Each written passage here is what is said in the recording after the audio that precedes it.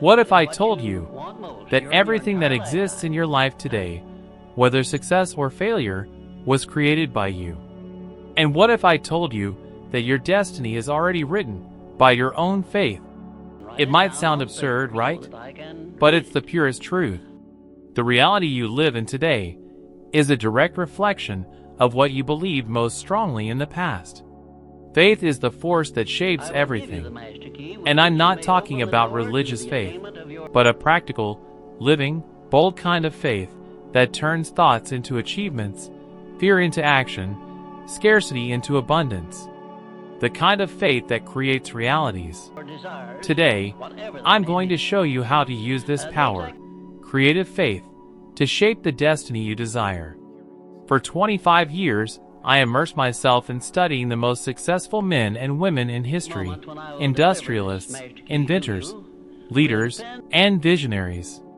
I interviewed them, observed their attitudes, analyzed their decisions, and identified the invisible yet absolutely decisive factor that set them apart from the crowd. Faith as a creative force. Not a fragile faith that wavers with difficulty, but a conviction so solid, so alive, that it turned ideas into empires. Whatever the human mind can conceive and believe, it can achieve. This is not just a nice phrase to hang on a wall. It is a law as unchangeable as gravity. And if you doubt this, just look at your own life. How many times have you wanted something, but deep down didn't believe it was possible? How many dreams have you buried because you lacked faith in yourself? The reality you live in today wasn't imposed from the outside. It was built, brick by brick, by the beliefs you fed, by the words you repeated, by the feelings you nurtured in silence when no one was watching. Have you ever noticed how some people always seem to be surrounded by problems, scarcity, bad luck? And how others, even when facing enormous challenges, keep moving forward, creating opportunities where none existed? The difference lies in how each one believes. The mind is like a garden. If you don't plant flowers, weeds grow on their own. And what are those weeds? Doubtful thoughts, feelings of unworthiness, the inner voices that whisper, "This isn't for you, you're going to fail, you aren't born to win." Now stop and reflect. How many times have these phrases crossed your mind? And more importantly, how many times did you believe them? Because believing is the most powerful creative act in the universe. Whatever you believe with emotion, with repetition, with conviction, you turn into reality. The faith I'm talking about doesn't wait for miracles. It causes them. It is active. It is alive. It doesn't need proof to act. It acts before the proof appears. Think with me. Have you ever seen a farmer plant a seed and then dig it up the next day to see if it's growing? Of course not. He plants with faith. He waters it. He takes care of it. He trusts. And even without seeing the fruit, he acts as someone who knows the harvest will come. That's the faith that transforms lives. The faith that shapes destiny. But most people don't live like this. Most live reactively. They wait for the world to change so they can believe. They wait for the money to come so they can feel prosperous. They wait for recognition so they can feel worthy. And while they wait, life passes by. Destiny is not a surprise. It is a construction. And that construction begins in the mind. When you wake up every day saying to yourself, "I'm not good with money. I never get what I want. My life always goes wrong." You are literally building a wall between yourself and what you want. This is not poetry. This is science. Research from Stanford University shows that the human brain reacts physiologically to the beliefs we hold. When you believe you're going to fail, your nervous system goes on alert. Your muscles tense up. Your creativity drops. You begin to act like a failure, even before you try. But when you believe you're going to win, even in the face of difficulty, your brain releases neurotransmitters that enhance your focus, memory, and decision-making. You become bolder, smarter, more creative. It's not magic. It's the natural result of a mind guided by faith. And the more you feed this faith, the stronger it becomes. I've seen this happen hundreds of times during my interviews. Thomas Edison failed thousands of times trying to invent the light bulb, but he never once doubted that he would succeed.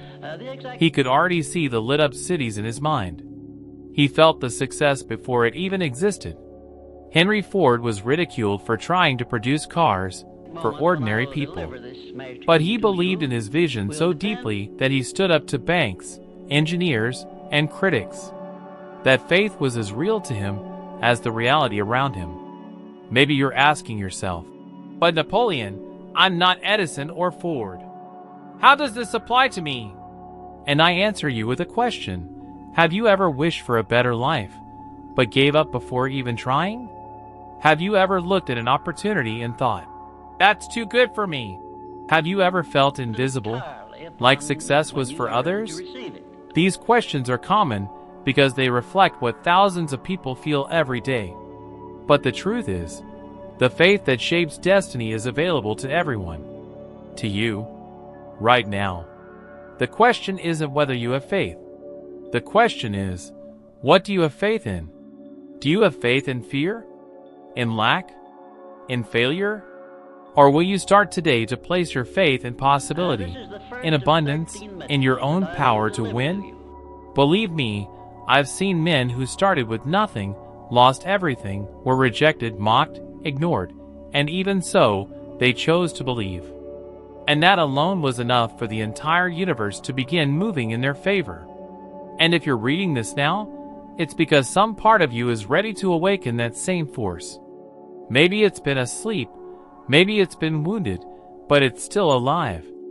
And all you have to do is believe with all your being that the future you desire is already forming within you. With every thought, with every word, with every choice. Your faith creates your future. Have you ever wondered why so many people live in a repetitive cycle of frustration, lack, and fear, even though they desperately long for change? I've asked myself that question countless times while interviewing hundreds of men and women during my investigative journey into the subject of success. And I came to a painfully clear conclusion. Most people don't fail because they lack ability or opportunity. They fail because they feed their fear more than their faith. Fear is a silent, subtle, and deeply destructive force. It seeps into your thoughts without you even realizing it. It disguises itself as caution, prudence, or common sense. It convinces you that it's better not to try, not to take risks, not to believe. Because after all, if you don't try, you can't fail, right? But what no one tells you is that doing nothing out of fear is already a form of failure. And perhaps the cruelest kind. Fear paralyzes. It is the thief of the opportunities you never saw. How many times have you caught yourself saying, I'm going to wait for the right moment, when I'm more prepared, now's not the time to change, I have to be realistic. These seemingly harmless phrases are nothing more than masks for fear. And fear, once fed, grows.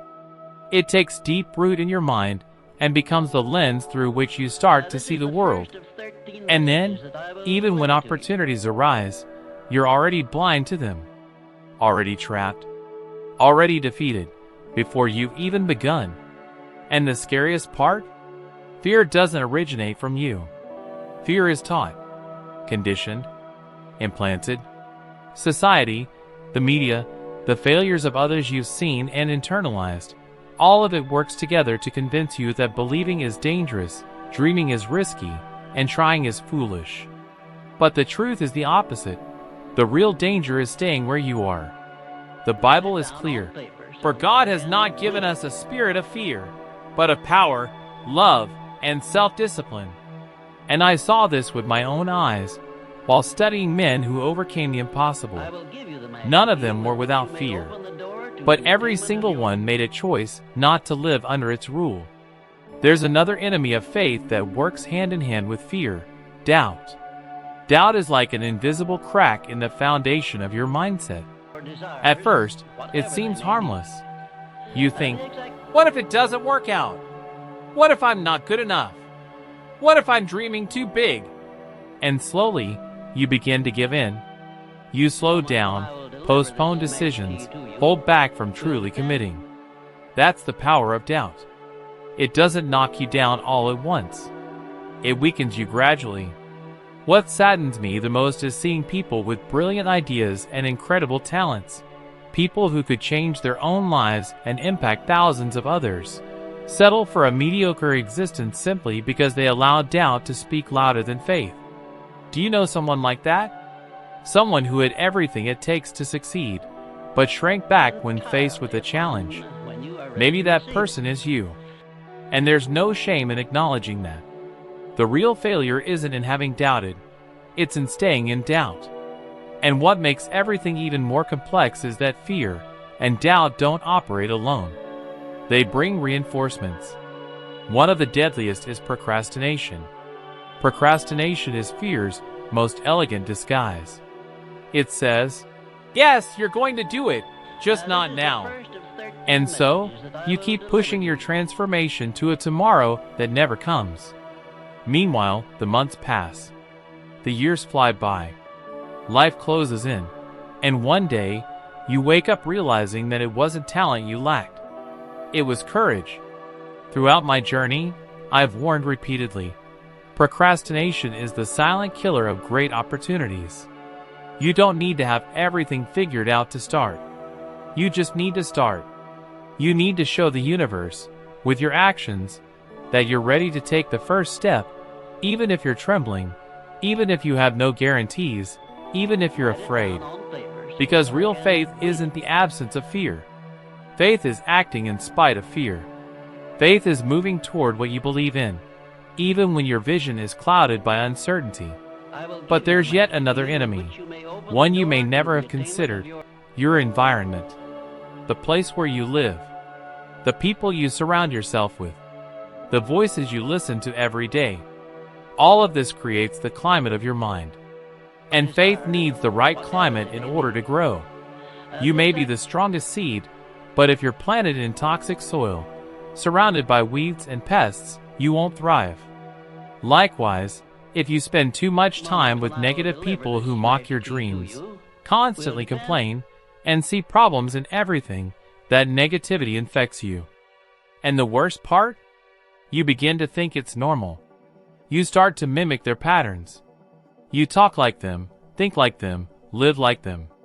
And then, one day, you look in the mirror and no longer recognize the version of yourself who once believed in something great. The Bible says, bad company corrupts good character. And I'll tell you this, the wrong environments destroy the right dreams. So look around. Who are you sharing your energy with? Whose voices are you listening to the most? Do they lift you up or pull you down? Protecting your faith takes courage. Choosing what you consume takes intentionality. Shielding your mind from external contamination takes discipline. And you know what's most interesting? Many of you are waiting for a miracle from the outside, when all you really need is a decision on the inside. The decision to break up with fear, to silence your doubts, to act today, to build an environment that pushes you forward instead of holding you back. Faith isn't something that just happens to you. Faith is built. Faith is protected. Faith is cultivated daily, like tending to a precious flame. This isn't about living without fear. It's about feeding your faith more than your fears. It's about training your mind to trust, even when everything feels dark. It's about taking action, even if your knees are shaking. Today, the choice is in your hands. You can keep feeding the silent enemies of your faith, or you can decide that from now on, your faith will be greater than fear, greater than doubt, greater than excuses, greater than a hostile environment. Because when you feed your faith with purpose, it grows. And when your faith grows, nothing can stop you. Faith alone is not enough. This may sound like a contradiction, especially coming from someone like me, who has dedicated his life to studying the power of the mind and belief. But I say it with absolute clarity. Faith without action is just a beautiful, powerless illusion. And this is exactly where most people fail. They hear about the power of faith. They feel inspired by stories of overcoming adversity. They even believe for a few days, stirred by the emotion of a video, a lecture, a book. But when the excitement fades, they do nothing. And that's where the cycle begins again. They wait to feel confident, wait for fear to go away, wait for circumstances to change, wait for the perfect moment, which never comes. And faith, which should be the seed of transformation, becomes just another frustrated hope. True faith, the kind that shapes destiny, is not passive. It is a force in motion. It demands action. It demands commitment to move forward even when the path is dark, even when there are no guarantees, even when the world around you insists it won't work. Have you ever wondered how many brilliant ideas have died from lack of action? How many opportunities were lost because someone believed, but didn't move? Genuine faith forces you to rise, even when your knees are shaking. It does not bargain with inertia. It doesn't wait for you to feel ready. It starts with what you have, where you are, and however you can. And when you act in faith, something extraordinary happens. Your brain begins to respond. Your physiology changes. Cognitive areas related to problem solving, creativity, planning, and persistence activate. It's as if by taking the first step, you're saying to life, "I am committed." And life responds to your commitment. I vividly remember the first time someone read the manuscript of Think and Grow Rich and told me, "This is utopia. People won't believe in it." And I'll admit, for a moment, doubt crept in. But then a voice inside me said, "You believe. And if you believe, that's enough to start." So I published it. Without a big publisher, without guarantees, without promises of success. And today, decades later, millions of people have found new direction through the very words many once called too dreamy. So I ask you, what would have happened if I had waited for the perfect conditions? I'll tell you, nothing. Absolutely nothing would have happened. The book would still be in a drawer, the ideas forgotten, the dreams abandoned. Because faith that doesn't turn into action becomes frustration. That's why I insist. Stop waiting for certainty. It will never come from the outside. Certainty must be born within you. And it is born with each small act, with every step of courage, with every yes you say to life even when everything inside you wants to retreat. Do you want to transform your financial life? Then open your spreadsheet today. Organize what you earn, what you spend, even if it's a small amount. That is an act of faith. Want to change your health? Then get up right now and walk for 15 minutes. Drink a glass of water. Make a better choice for lunch. That, too, is an act of faith. Want a deeper spiritual life? Then close your eyes for 2 minutes and give thanks for what you have, even if it feels like little. Gratitude is the silent language of true faith. You don't have to change everything all at once, but you must change something today. Because every small action taken in faith has the power to start a chain reaction. One step leads to another. One decision fuels the next. And before you know it, you're living in a new reality, a new identity, a new destiny. Now, I want you to understand something essential. Acting in faith is not about achieving everything at once. It's about aligning yourself with the future you want to create. And that alignment begins inside of you. It begins with the question, what can I do right now that proves I truly believe in what I say I want? Because if you say you believe, but don't act, your behavior is shouting louder than your words. And the universe doesn't respond to what you say. It responds to what you do. That's why so many people get stuck in endless loops. They're motivated for a few days, then discouraged when quick results don't appear. But think about this. True faith is planting before harvesting.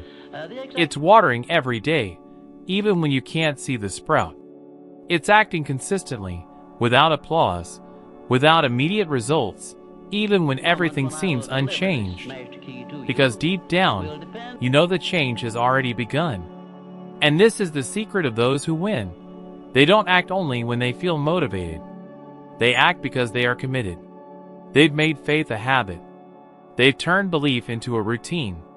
They stopped waiting for desire and began behaving like they've already succeeded. If you look closely, you'll see that all the great achievers in history did this. Steve Jobs envisioned the digital revolution long before the first iPhone. Walt Disney kept drawing even when no one would fund his dreams. These people didn't act because the conditions were favorable. They created the conditions. They were the miracle. And so can you be. But for that to happen, your faith must stop being just a beautiful idea and become a daily practice. No matter how small. Just begin. Today, I invite you to do something that perhaps no one has ever asked of you. Prove that you believe. Not for me. Not for others. But for yourself. Prove it with actions. Prove it with discipline. Prove it with consistency. And you'll see that the world will respond. With opportunities, with synchronicities, with doors that open where you least expect them. Your faith will be tested. But each time you act, even under pressure, it will grow stronger. And with every step taken in faith, the path appears. You don't need to see the whole road. You only need to decide that you won't stay still anymore. Because when faith meets action, the impossible becomes inevitable. Faith cannot survive on fleeting excitement. It must be nurtured, fed, protected, and strengthened every day, like a precious flame that, if left to the wind, will be extinguished. And in order for you to experience the extraordinary results of creative faith, it's essential to understand that transformation begins with small, everyday choices, the ones no one sees, but that quietly sculpt your reality. The first of these choices lies in how you think. The quality of your thoughts is the starting point of everything. Do you think with faith or with fear? With hope or with a sense of lack? Do you focus on possibilities or limitations? The human mind has immense power, but it cannot distinguish between what is real and what is intensely and emotionally imagined. Whatever you repeat, feel, and vividly visualize, your mind starts to accept as truth. And that truth directly influences your decisions, your posture, your energy, and your life. If upon waking up, your first thoughts are, "Another hard day, I never have time, nothing ever works out for me," you're already beginning your day by sabotaging your faith and inviting the past to repeat itself. Now, if upon waking up you declare, even if you don't fully feel it yet, "Today is a day of progress, I am moving forward, my faith creates my future," you are reprogramming your brain, aligning your mental field with the reality you wish to create. This is not just cheap motivation. It's applied neuroscience. Studies from the University of California have shown that people who practice positive visualization daily are approximately 42% more likely to achieve complex goals than those who only plan rationally.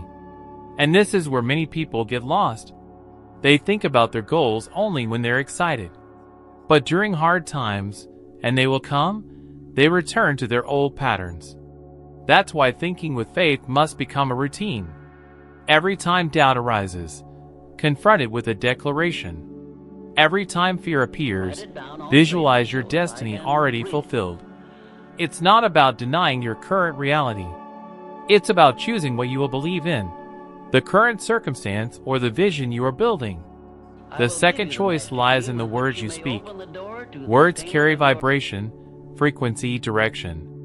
Every time you say, "I can't, this is too hard, I don't think this is for me," you are planting seeds that will grow into self-sabotage, low self-esteem, and stagnation.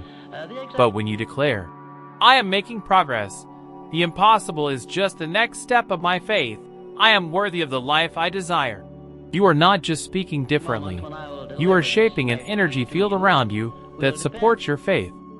How many times, without realizing it, Have you cursed yourself with your own mouth? How many times have you said to yourself things you would never say to someone you love? You need to understand. Faith is also built in what you say when you're alone. Start paying attention to the words you repeat every day. Let each sentence become a brick in the construction of your new self. Use your voice to declare what is to come, not to reinforce what is past. The third choice is in how you act. Faith that only thinks and speaks is like a seedling that sprouts but isn't watered. It wilts. True faith is always accompanied by action. Action even when all the answers aren't clear. The Bible says in the book of James, chapter 2, verse 17, "Faith by itself, if it does not have works, is dead."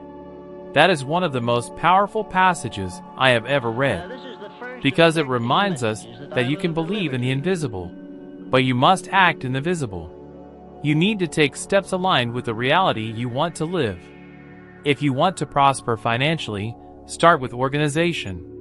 Even if you are in debt, begin by tracking every penny. This simple action tells your brain, "I am responsible. I am in control." If you want better health, don't wait for Monday.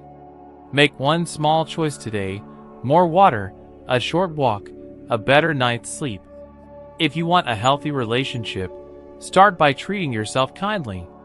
These small actions send signals of faith to your mental structure. You begin to act as someone already walking the path of victory, and that changes everything. But there is an essential ingredient that amplifies the power of faith: gratitude. You understand the power of this simple act. Gratitude is not just a polite gesture. It is a silent declaration of trust in the future. When you give thanks before you see the result, you're telling the universe, "I've already received. I already believe. I am ready." This is the language of the highest level of faith. I myself created the habit of writing down 5 things I'm grateful for every morning. And it doesn't matter if that day seemed to be falling apart, I would still find reasons to be thankful. That simple act reminded me that faith does not depend on circumstances. Faith transforms circumstances. Studies from the Harvard School of Public Health have confirmed that people who practice daily gratitude show higher levels of well-being, greater resilience in the face of adversity, and stronger emotional intelligence. In other words, gratitude strengthens the mind, and a mind strengthened by gratitude becomes unstoppable when guided by faith. Now imagine applying all of this every day. Thinking with faith, speaking with faith, acting with faith, and giving thanks with faith. What would happen to your life? What doors would open? What patterns would break? What old versions of yourself would you leave behind? I have no doubt your external world would begin to realign with your internal world, because you would be vibrating in harmony with the reality you want to create. And when that happens, opportunities stop looking like coincidences and begin to appear as consequences. But it all starts with one choice, and that choice is yours. You can continue as you are, living at the mercy of circumstances, or you can begin right now to build a routine of creative faith. To help you with that, I suggest an exercise. For the next 7 days, commit to 3 daily actions. 1.